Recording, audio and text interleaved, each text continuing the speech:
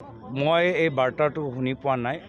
ৰাজেন গোহাঁই ডাঙৰীয়া আমাৰ অসমৰ এজন জ্যেষ্ঠ নেতাৰ প্ৰতি সদায় মোৰ শ্ৰদ্ধা থাকিব আৰু তেওঁ নিজৰ দলৰ প্ৰতি যি শ্ৰদ্ধা আছে, যিমান তেওঁলোকে নিজৰ দলৰ ভিতৰত সন্মান পাব লাগে, কিবা কাৰণত তেওঁলোকে নাপালে, আমি দুখিত।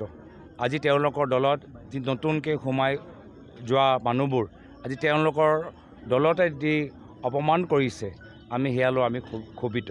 যদিও আমাৰ ৰাজনৈতিক চিন্তাধাৰা বেলেগ, কিন্তু প্ৰত্যেক দলৰ ভিতৰত যিসকল সেই দলৰ ইতিহাসৰ লগত জড়িত হৈ আছে, তেখেতৰ নিজৰ দলৰ ভিতৰত স্থান থাকিব লাগে, সন্মান থাকিব লাগে, সেয়া হ'ল আমাৰ মনৰ চিন্তা। মই ভাবোঁ ইয়াৰ আটাইতকৈ ডাঙৰ ভূমিকা হৈছে মুখ্যমন্ত্ৰী হিমন্ত বিশ্ব শৰ্মা ডাঙৰীয়া।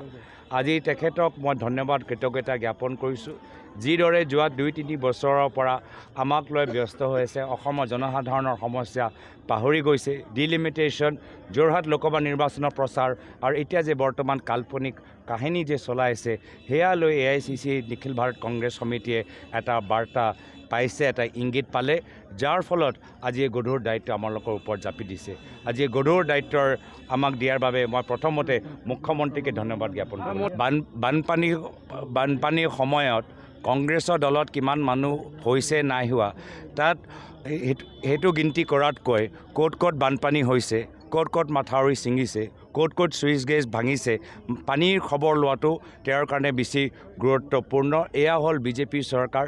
আজি এই বৰ্তমানৰ সমস্যাত য'ত গুৱাহাটীত কৃত্ৰিম বানপানীত তেওঁলোকে মানুহৰ সমস্যা সমাধান কৰিব পৰা নাই, আজি নিজৰ কাম কৰাতকৈ, ৰাইজৰ কাম কৰাতকৈ আজি মাত্ৰ আমাৰ কংগ্ৰেছ দলটোক শত্ৰু হিচাপে গ্ৰহণ কৰি আজি তেওঁলোকে নিজৰ মূল্যৱান সময়টো, মূল্যৱান ক্ষমতাটো ব্যৰ্থ কৰি আছে।